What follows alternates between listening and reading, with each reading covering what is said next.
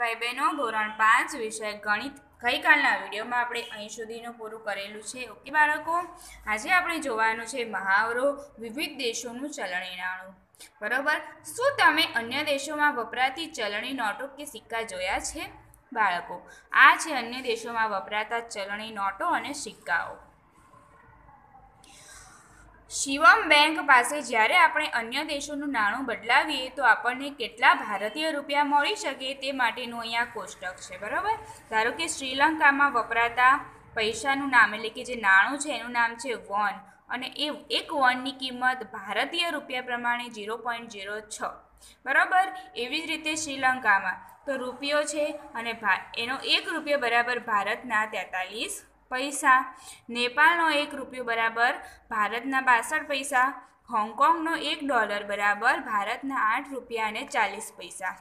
દક્ષિણ આફ્રિકામાં રેન્ડ અને 1 રેન્ડ બરાબર 4 રૂપિયા અને 80 રૂપિયા ભારતીય રૂપિયો થાય. તેવી જ રીતે બધા જ દેશોના અહીંયા ચલણી નાણાંઓના નામ છે. અને એક ચલણી નાણું, ધારો કે અહીંયા યુવાનનો 1 યુવાન બરાબર આપણા ભારતના 9 રૂપિયા અને 83 પૈસા થાય. એવી રીતનું અહીંયા કોષ્ટક આપેલું છે. પ્રશ્ન પૂછવામાં આવ્યો છે કે જુઓ બાળકો, આ ભાવ 4/10/2017 રોજનો છે. બરોબર. એમાં અહીંયા વધારો પણ થયેલો હોય અને ઘટાડો પણ થયેલો હોય, હાલનો નથી. એ વાતનું ધ્યાન રાખવાનું છે. હવે તમે અહીંયા દેખો કે કયા દેશનું ચલણી નાણું ભારતીય રૂપિયામાં સૌથી વધારે કિંમત દર્શાવે છે. તો અહીંયા આપણે જોઈએ તો એના માટે આપણે બોર્ડ ઉપર જઈશું.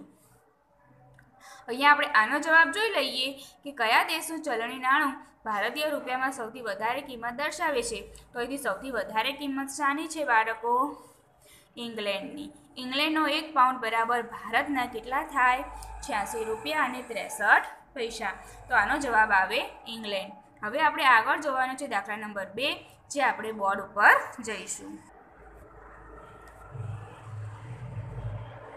હવે બાળકો આપણે જોયું કે પ્રકરણ 10 ના મહાવરાનો પહેલો પ્રશ્ન આપણે જોયો કે કયા દેશનું ચલણી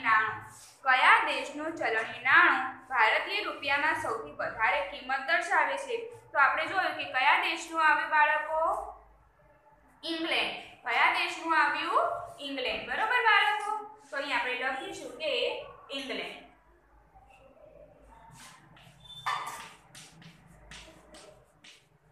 બરોબર.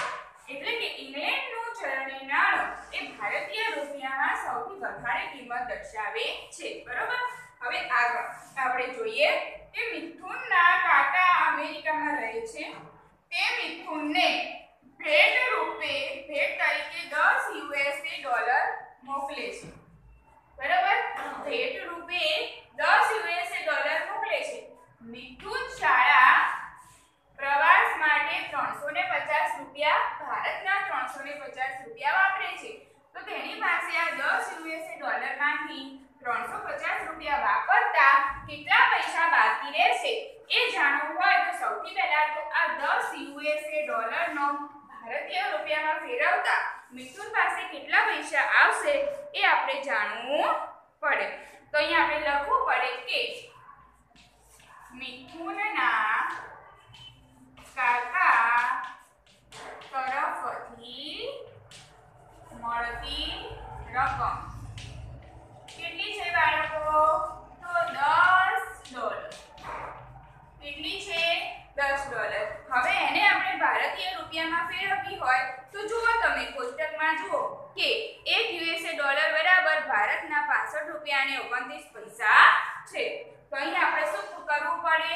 10 × 65 રૂપિયા અને 29 પૈસા આપણે કરવા પડે. હવે આપણે અહીંયા ગુણાકાર કરી જોઈ લઈએ કે 65 રૂપિયા 29 પૈસા એટલે કે 65 રૂપિયા 29 પૈસા ગુણ્યા આપણે 10 કરવા પડે. કારણ કે મિથુને કાકા તરફથી શું મળેલું છે? $10. તો અહીં આપણે જેને ગુણાકાર કરીએ છીએ એવી રીતે જ કરવાનો. તો અહીં 0, 9 એકા 9, 2 એકા 2, 5 એકા 5 અને 6 એકા 6. અહીંયા તમે જુઓ છો કે પોઈન્ટ પછી 1 અને 2 સંખ્યા છે. તો આપણે અહીંથી આમ જવાનું. તો પોઈન્ટ પછી એ અને આ 2 તો આપણે આ 2 લઈ અને પછી અહીં પોઈન્ટ કરી દેવાનો એટલે 652 રૂપિયા અને 90 પૈસા આપણને મળ્યા. કેટલા મળ્યા? 652 રૂપિયા અને 90 પૈસા. આ શેનો જવાબ મળ્યો? મિથુનને એના કાકા પાસેથી મળતી રકમ જે એરિયા $10 મોકલે છે તેનો ભારતીય રૂપિયામાં ફેરવતા એને 652 રૂપિયા અને 90 પૈસા મળે છે. આ 652 રૂપિયા અને 90 પૈસામાંથી તે પ્રવાસમાં કેટલા પૈસા વાપરે છે બાળકો? 350 રૂપિયા. તો અહીં આપણે લખવું પડે કે શાળાના પ્રવાસમાં વપરાયેલ રૂપિયા.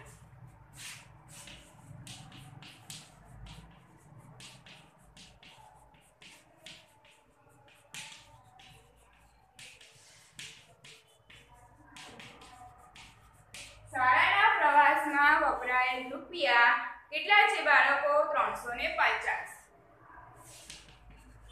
તો હવે એને કુલ મળી રકમ કેટલી? 652 રૂપિયા અને 50 પૈસા. તો અહીંયા આપણે લખવું પડે અને 90 રૂપિયા એને 90 પૈસા એને મળી છે રકમ, એમાંથી એને વાપર્યા કેટલા છે? 350 રૂપિયા. બરોબર. તો હવે આપણે 652 રૂપિયા અને 90 પૈસા ઓછા 350 કરવા પડે. રૂપિયા રૂપિયાના ખાનામાં આવે અને પૈસા પૈસાના ખાનામાં આવે. એ તો તમને જાણ હશે જ બાળકો. તો આપણે અહીંયા કરીએ તો આપણને 90 હવે બાદબાકી કરીશું તો 2 5 માંથી 5 જાય તો 0 અને 6 માંથી 3 જાય તો 3. તો 302 રૂપિયા અને 90 પૈસા આપણને મળ્યા. તો આ 302 રૂપિયા અને 90 પૈસા શું મળ્યું બાળકો આપણને? આની પાસે વધતી રકમ. 302 રૂપિયા અને 90 પૈસા મિથુન પાસે બાકી રહેશે. ખ્યાલ આવ્યો બાળક દાખલામાં કે મિથુનના કાકા એને અમેરિકાના $10 મોકલ્યા હતા. આ $10 ને આપણે ભારતીય રૂપિયામાં રૂપાંતર કર્યું ગુણાકાર કરીને. બરોબર. ગુણાકાર કરતા આપણને $10 નો ભારતીય રૂપિયો કેટલો મળ્યો? 652 રૂપિયા અને 90 પૈસા. હવે 652 રૂપિયા 90 પૈસામાંથી 350 રૂપિયા એ પ્રવાસે જાય છે ને મિથુન, ત્યારે ખર્ચ કરે છે. તો એમાંથી એને વધ્યા કેટલા એની પાસે? 302 રૂપિયા અને 90 પૈસા. તો આ હતો દાખલા નંબર 1 અને દાખલા નંબર 2. હવે આજે આપણે આગળ જોઈશું દાખલા નંબર 3.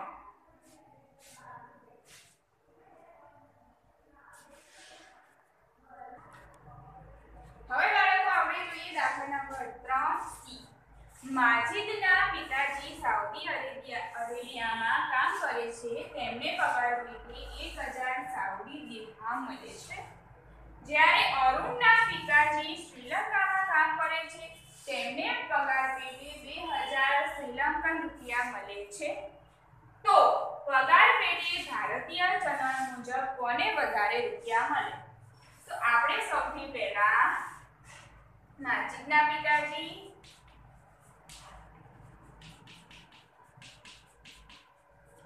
ને રકમ એટલે કે પગાર જે એમને 1000 સાઉદી દિરહામ મળે છે તેને આપણે ભારતીય ચલણીમાં શું કરવા પડે? રૂપાંતરિત કરવા પડે. તો એના માટે આપણે લખવું પડે કે માજીદના પિતાજીને મળતો પગાર કેટલો છે બાળકો? 1000 દિરહામ. હવે 1000 દિરહામ તમે કોષ્ટકમાં જુઓ. 1 દિરહામ બરાબર કેટલા લખ્યા છે બાળકો? 1 દિરહામ બરાબર ભારતના 17 રૂપિયા અને 79 પૈસા. બરોબર. તો આપણે આ 1000 રૂપિયાને 17 રૂપિયા અને 79 પૈસા જોડે ગુણાકાર કરવો પડે. અને આ ગુણાકાર તો તમને આવડતો જ હશે. તો આ ગુણાકાર કરતા આપણને મળે કેટલા રૂપિયા? 17,790 રૂપિયા ભારતના. બરોબર. એટલે માજીદના પિતાજી જે સાઉદી અરેબિયામાં કામ કરે છે તો એમને સાઉદી અરેબિયાના 1000 દિરહામ પગાર મળે છે। આ 1000 દિરહામને આપણે ભારતીય રૂપિયામાં રૂપાંતરિત કરવો હોય તો 1 દિરહામ બરાબર 17 રૂપિયા અને 79 પૈસા થતા હોય તો આપણે 1000 ગુણ્યા 17 રૂપિયા અને 79 પૈસા કરીએ ગુણાકાર તો આપણને મળે 17790 રૂપિયા। બરોબર। તો આપણને કોનો પગાર મળ્યો? માજીદના પિતાજીનો। હવે આપણે શોધીએ અરુણના પિતાજી।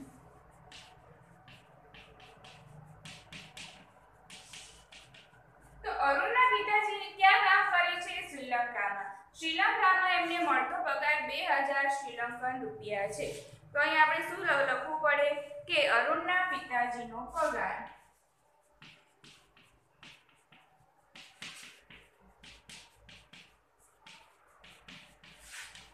કેટલા છે? 2000 શ્રીલંકન રૂપિયા। બરોબર, 2000 શ્રીલંકન રૂપિયા। હવે એક શ્રીલંકન રૂપિયાનો ભાવ કેટલો છે બાળકો? તો આપણે જોવો કે 43 પૈસા છે। કેટલો છે? 43 પૈસા। તો અહીં આપણે 2000 ગુણ્યા 43 કરવા 43 પૈસા કરવા પડે। 2000 ગુણ્યા 43 પૈસા। બરોબર, આ તમે કોષ્ટકમાં જોશો તો તમને ખ્યાલ આવી જશે કે શ્રીલંકાનો 1 રૂપિયો બરાબર ભારતના 43 પૈસા થાય છે। અહીં આપણે ગુણાકાર કરીએ તો જોઈએ 2000 ગુણ્યા કેટલા કરવાના છે આપણે? 43।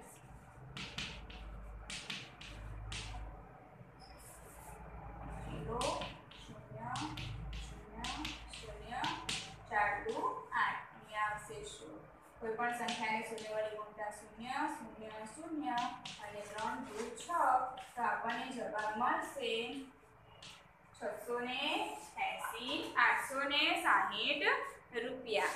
તો અહીં આપણને શું જવાબ મળ્યો? 860। હવે તમને દેખીને જ ખ્યાલ આવી જશે કે 860 રૂપિયા વધાર કે પછી 17790 વધાર। બરોબર બાળકો, એટલે આપણને જોતા જ ખ્યાલ આવી જાય કે માજીદના પિતાજીને 17790 રૂપિયા મળે છે જ્યારે અરુણના પિતાજીને 860 રૂપિયા મળે છે।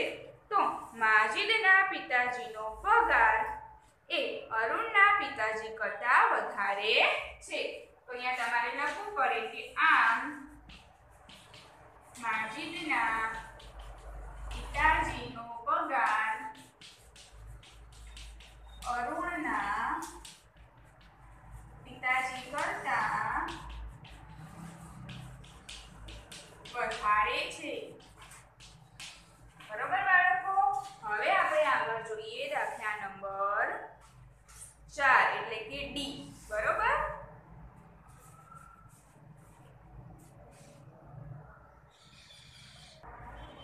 હવે બાળકો આપણે આગળ જોઈએ કે લીનાના કાકી લીના માટે ચીનથી એક ભેટ લાવે છે। બરોબર, અને એ ભેટની કિંમત લીનાના કાકી લીના માટે ચીનથી ભેટ લાવે છે બાળકો, અને એ ભેટની કિંમત કેટલી છે?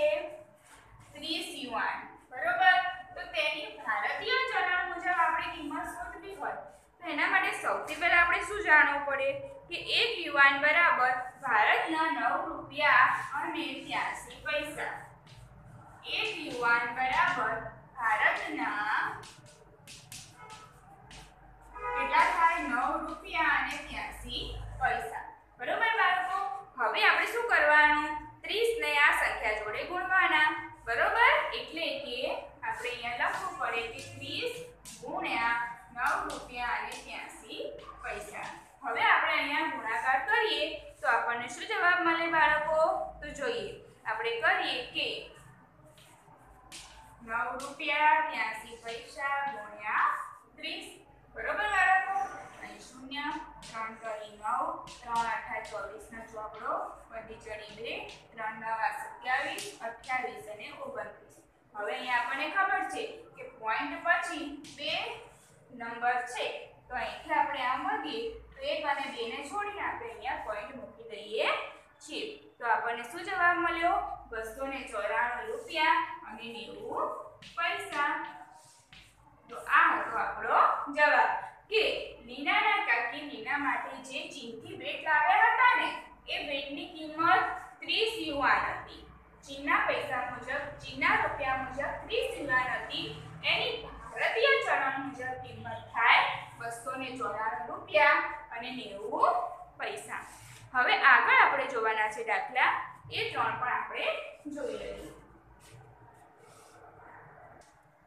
હવે બાળકો આગળના જે ત્રણ દાખલા એ પણ આપણે જોઈ લઈએ કે આશા નામની છોકરી છે એની પાસે ભારતના રૂપિયા છે અને એ બદલાવીને એને થોડાક હોંગકોંગના ડોલર અને વોન જોઈએ છે. તો એની પાસે 4 રૂપિયા છે તો એને કેટલા વોન મળે?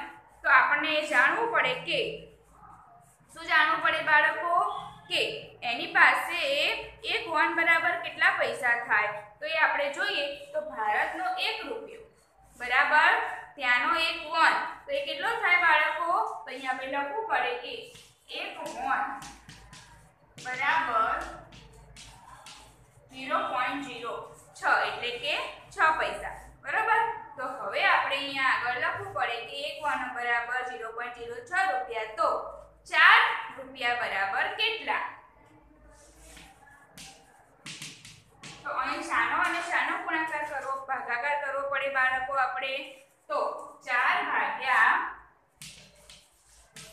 6 પૈસા આપણે કરવા પડે. આનો આપણે ભાગાકાર કરવો પડે. હવે તમને એમ થાય બાળકો કે અમને ભાગાકાર આવડતો નથી ટીચર, તો એના માટે આપણે શું કરીશું? તો આપણે જોઈએ સૌથી પહેલા અહીંયા 4 છે તો અહીં લખીશું 4. હવે પહેલા લખી દેવાનો 1 પોઈન્ટ પછી જેટલી સંખ્યા હોય એટલે આપણે મૂકવાના 0 ભાગ્યા અહીંયા નીચે તો શું છે 6 ના 6 બરોબર એટલે કે પોઈન્ટ કાઢવા માટે આપણે આ પ્રમાણે કર્યું 4 મૂક્યા. હવે અહીંયા દેખો કે પોઈન્ટ પછી જેટલા સંખ્યા છે એટલે કે 1 અને 2 તો અહીંયા 1 પછી આપણે એટલા મીંડા મૂકી દીધા અને ભાગ્યા 6 ના 6. હવે અહીંયા આપણે ગુણાકાર કરીએ તો 4 ગુણ્યા 100 એટલે કે 400 ભાગ્યા 6 થાય. હવે 400 ભાગ્યા 6 કરીએ બાળકો ત્યારે આપણને જવાબ મળે 66.67 વોન. તો જો આસ્થા 4 રૂપિયા આપે ને બેંકને શિવમ બેંકને ભારતના 4 રૂપિયા લે ને તો એના બદલામાં તેને કેટલા મળે? 66.67 વોન એને મળે બરોબર. એવી જ રીતે જો એ 400 રૂપિયાના બદલામાં કેટલા વોન મળે એ એને જાણવું હોય તો અહીંયા આપણે દેખ્યું કે 4 રૂપિયામાં મળતા વોન બરાબર 66.67 છે. તો આગળ આપણે શું શોધવાનું છે કે 400 રૂપિયામાં મળતા વોન બરાબર કેટલા? તો અહીં આપણે શેનો ગુણાકાર કરવો પડે બાળકો? તો 100 સાથે ગુણવા પડે કે 66.67 ગુણ્યા આપણે 100 કરીએ તો આપણને જવાબ મળી જાય. તો અહીં ગુણાકાર કરતા આપણને એવો જવાબ મળે છે કે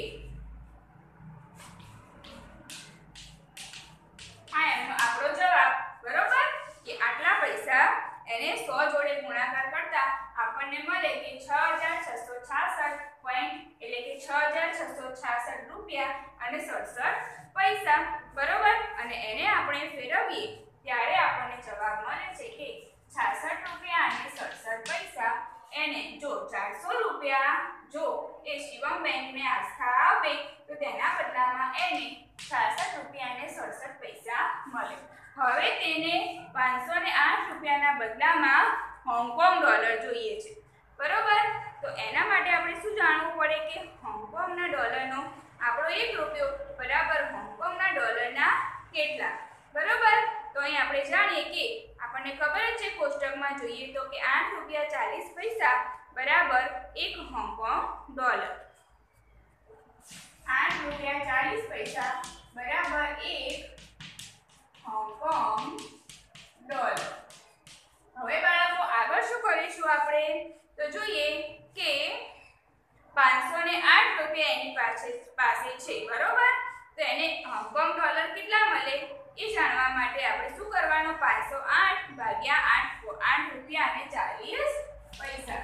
તો અહીંયા આપણે 508 ભાગ્યા 8 રૂપિયા અને 40 પૈસા કરીશું. અને ભાગાકાર કરતા આપણને જવાબ મળે છે કે 60 રૂપિયા અને 47 પૈસા એટલે કે 60.47 હોંગકોંગ ડોલર એને મળશે। તો આ દાખલા બાળકો તમારે તમારી પાકી નોટમાં લખવાના છે। હવે આપણે આગળ જોઈએ। હવે બાળકો આપણે ચોપડીમાં આગળ જોઈએ તો કિરણ 200 રૂપિયા લઈને ખરીદી માટે ગયો। નીચેનું બિલ જુઓ। આ બિલ તમારે જોવાનું છે। દુકાનદાર દર્શાવેલ કિંમત યોગ્ય જગ્યાએ દશાંશ ચિહ્ન દુકાનદાર એ આ કિંમતમાં યોગ્ય જગ્યાએ દશાંશ ચિહ્ન મૂકવાનું ભૂલી ગયો છે। તો યોગ્ય જગ્યાએ દશાંશ ચિહ્ન મૂકો અને બિલની રકમ શોધો। બરાબર બાળકો, આપણે દશાંશ ચિહ્ન યોગ્ય જગ્યાએ મૂકી દઈશું અને પછી શું કરીશું? તેનો સરવાળો। તો આ સરવાળો કરતા અહીં આપણને જવાબ આટલો મળશે કે 150 રૂપિયા। બરાબર બાળકો, હવે આગળ જોઈએ કયું શહેર ઠંડુ છે? હું હિમાચલ પ્રદેશમાં રહું છું, ત્યાં શિયાળામાં તાપમાન 2 સેલ્સિયસ થઈ જાય છે। કેટલીક વાર પાણીના પાઇપોમાં બરફ જામી જાય છે। પાણીની પાઇપોમાં બરફ જામી જાય એટલું ઠંડુ વાતાવરણ હિમાચલ પ્રદેશમાં થઈ જાય છે। પરંતુ હું રાજસ્થાનમાં રહું છું, જ્યાં તાપમાન 48 સેલ્સિયસ સુધી પહોંચી જાય છે। અહીં બહુ જ ગરમી પડે છે। પાણી લાવવા માટે કેટલાય કિલોમીટર સુધી ચાલવું પડે છે।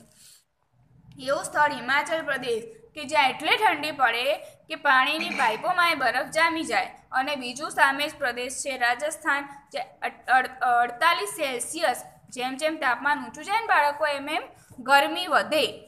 બરાબર, અને જેમ જેમ તાપમાન નીચું આવે એટલે શું થાય? ઠંડુ થાય બાળકો। આ તમારે ધ્યાન રાખવાનું છે। તો 48 સેલ્સિયસ સુધી પહોંચી જાય એટલે કે બહુ જ ગરમી પડે છે અને પાણી માટે તો કેટલાય કિલોમીટર ચાલવું પડે છે। હવે અહીંયા આપણે જોઈએ કે નકશાના આધારે પ્રશ્નોના જવાબ છે કે 16 જાન્યુઆરી 2018ના રોજ બપોરે 3 વાગે દરેક શહેરનું તાપમાન નોંધવામાં આવ્યું। બપોરે 3 વાગે કયા સ્થળનું તાપમાન સૌથી વધુ હતું? તે જ સમયે કયું સ્થળ સૌથી વધુ ઠંડુ હતું? એ આપણે શોધવું હોય તો આમાંથી આપણે શોધી શકીએ કે જુઓ આ નકશામાં સ્થળના નામ પણ આપેલા છે અને બીજું શું આપેલું છે? સ્થળના નામ પણ આપેલા છે અને તેમાં ડિગ્રી સેલ્સિયસ તાપમાન પણ લખેલું છે। તો આપણે બપોરે 3 વાગે કયા શહેરનું તાપમાન સૌથી વધુ હતું અને કયા શહેરનું તાપમાન સૌથી ઓછું હતું એ શોધવા માટે આપણે શું પહેલાં જોઈએ આપણે સૌથી વધુ તાપમાન। તો વધુ તાપમાન ક્યાંનું છે? જુઓ જરા, હા મુંબઈનું। તો વધુ તાપમાન ક્યાંનું છે? મુંબઈ। અને સૌથી ઓછું ક્યાં છે બાળકો? ઓછું ક્યાં દેખાય છે તમને? શ્રીનગરમાં। જુઓ તમે શ્રીનગરમાં કેટલું છે? 8.1 સેલ્સિયસ। બરાબર, તો અહીંયા આપણે લખીશું કે ઓછું શ્રીનગર। એટલે બાળકો શ્રીનગરમાં શું હશે? ઠંડી હશે, જ્યારે મુંબઈમાં શું હશે? ગરમી। જેમ જેમ તાપમાન બાળકો ઊંચું જાય ને, ધારો કે તાપમાન 0 સેલ્સિયસ થાય, 2 સેલ્સિયસ થાય, બરાબર, એ નીચું ગયું કહેવાય। જેમ જેમ ઊંચું જાય, ધારો કે 32 છે, 35 છે, 36 છે, એ ઊંચું ગયું કહેવાય। તો ઊંચું જાય ત્યારે ગરમી પડે, જ્યારે નીચું આવે છે ને ત્યારે એટલી વધારે ઠંડી હોય। હવે આપણે આગળ જોઈએ કે મુંબઈનું તાપમાન શ્રીનગરના તાપમાન કરતાં કેટલું વધુ છે? તો આપણે અહીંયા જોઈએ કે મુંબઈનું તાપમાન કેટલું હતું? તો 35.1 સેલ્સિયસ। બરાબર, જ્યારે શ્રીનગરનું તાપમાન કેટલું છે? તો 8.1 સેલ્સિયસ। તો અહીંયા ઓછાકાર કરીએ તો આપણને શું જવાબ મળે?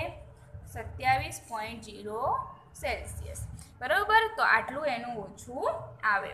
હવે આગળ પ્રશ્ન જોઈએ કે તિરુવનંતપુરમમાં તાપમાન 40 સેલ્સિયસ સુધી પહોંચે તે માટે તાપમાનમાં કેટલા ડિગ્રીનો વધારો જોઈએ?